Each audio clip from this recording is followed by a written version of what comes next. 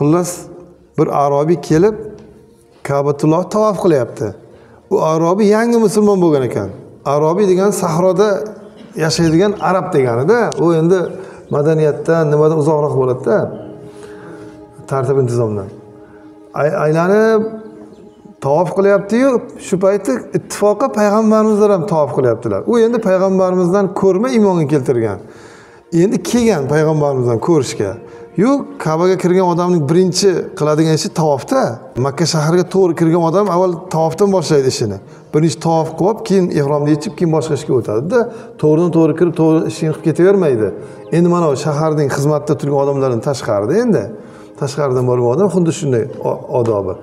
U yigit ham aylanyapti-da, keyin bir paytda Ka'bani eshigini ro'parasida turib oldi-da, "Ya Rob, ya Karim" deb duosini boshlayverdi. Payg'ambarimiz uni ko'rib turdilar-da, u yigitni g'ayrat, shijoatini ko'rib, shu yigitga qiziqib orqasida turdilar-da, "Ya Rob, ya Karim" desa payg'ambarimiz ham "Ya Rob, ya Karim" deb uning gapini takrorlab turdilar-da. O yigit bir qarab qo'ydi, payg'ambarimizdan tanimaydi-ku endi hali. Keyin indamadi, yana "Ya Rob, ya Karim" desa payg'ambarimiz "Ya Rob, ya Karim" dedilar. Boya yigitni gapini orqasidan qayta uni duosiga amin demoqchi bo'lyaptilar-da endi. O yigit tushunmayapti-da, orqaga qaradi-da.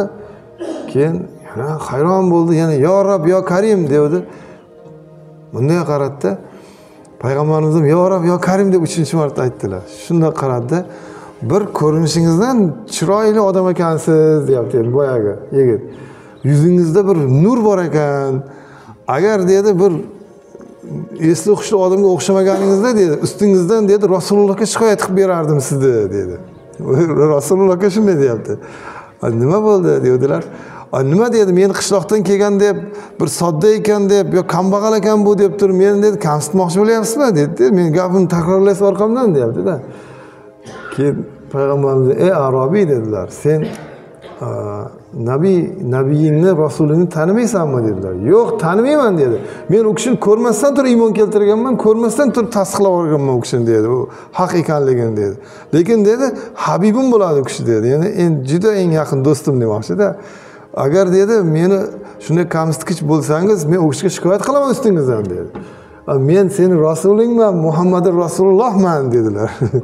Boyaga endi o'zini yo'qotib qo'ydi-yu, shundoq payg'ambarimizdan quchoqlab, bosh ko'zlarini o'pib ketdi, qo'llarini o'pib, "Ya Rasululloh, men sizni tanimayman, uzr, meni kechiring" deb shunday qildi. "Yo, unday qilma" dedilar. Buni ajamlar podshohlarini ulug'laymiz deb shuni qo'llarini, bosh ko'zlarini o'padi. "Men oddiy insonman" dedilar.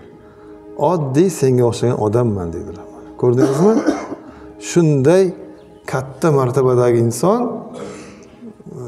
inson zoti yaralibdiki, eng ulug' inson deb hisoblanadigan payg'ambarimizlar "Men oddiy insonman, unday qilma" dedilar. Shunday dedilar. "Yo'q, shunday" deganlarida Jabroil alayhisalom tushdilar. Ya'ni vahiy olib keldilar. "Ya Rasululloh, salom bo'lgan zot sizga salom yo'lladi.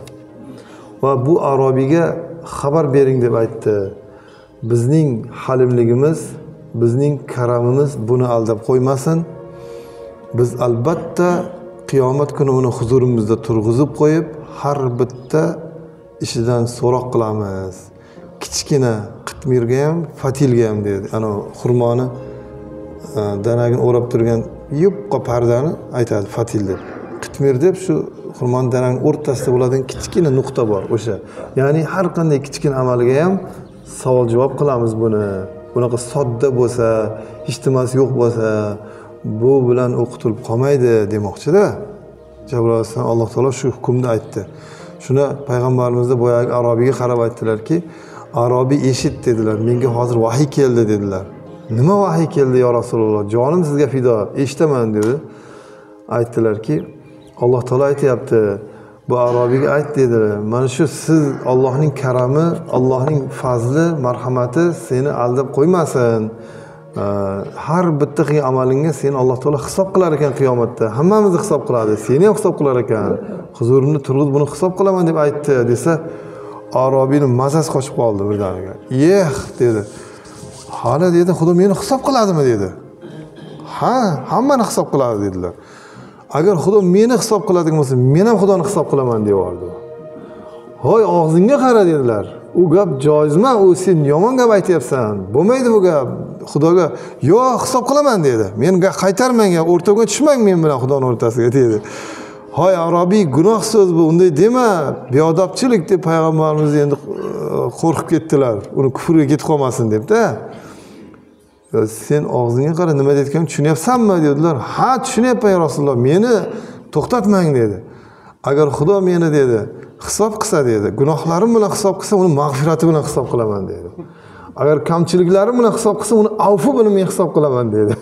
Afvisi bilan dedi. Payg'ambarimiz birdan bo'shashdilar. Shunday demaysanmi?" deb xursand bo'lib ketdilar. Ya'ni mening gunohlarim bo'lsa, uning mag'firati qayerda qoldi? Meni kamchiliklarim bo'lsa, uning afvisi qayerda qoldi demoqchi bo'layotgan ekanda u yigit. Faqat boya arobiy bo'lgani uchun gapni bunaqasiga to'mtoq qilib gapirayotgan ekanda. Shu zahoti keyin payg'ambarimiz ko'zlaridan shu yosh oqib ketdi, shuvlab. Ya'ni arobiyning Allohga bo'lgan go'zal gumonini, ya'ni bizning gunohlarimiz ko'p bo'lsa, uning mag'firati bor-ku, kamchiligimiz ko'p bo'lsa, uning afvisi bor-ku degan chiroyli e'tiqodidan ta'sirlanib ketdilarda yosh to'xtamadi. Rasululloh qattiq yig'layverdilar, to'xtovsiz yig'layverdilar. Yana Jabroil alayhissalom tushdilar. "Yo Rasululloh, salom bo'lgan zot sizga salom jo'natdi, lekin sizga qattiq topshiriq qildi, yig'ini to'xtatasiz ekan" dedi. "Sizning yig'ingizdan osmon ahli ta'sirlandi" dedi. "Arshni ko'tarib turgan 8 ta farishtalar ham hammasi yig'ingizga ilhoq bo'lib dedi, ular tasbihni to'xtatdilar" dedi. "Nimaga?" deb so'radilar. "Mana arobiyga aytasiz ekan, bo'ldi. Yig'ini to'xtating. Bu arobiyni Alloh taolo kechdi. Mana buni qiyomatda sizga yo'ldosh qiladi ekan, sherik qiladi. Ya'ni siz bilan birga qilib qo'yar ekan. Shu xabarni bering, lekin yig'ini to'xtating" deb aytdi dedi. Mana demak, kamtarlikni ko'ryapsizmi? Bir kambag'al, oddiy, beva, bechora bo'lgan, hech narsasi yo'q ana shu odam bilan payg'ambarimizda mana shunaqa muomalani qildilar. Ya'ni qo'l ko'zlarini o'pib tashlasa ham, "Yo'q, unday qilma. Men oddiy insonman, inson bolasiman, senga o'xshagan oddiy odamman" deb nima qildilar. Mana shu kamtarliklari payg'ambarimizning e'tiborlari bilan bu yigit ham Xudo xohlasa jannatga kirib ketib qoldi.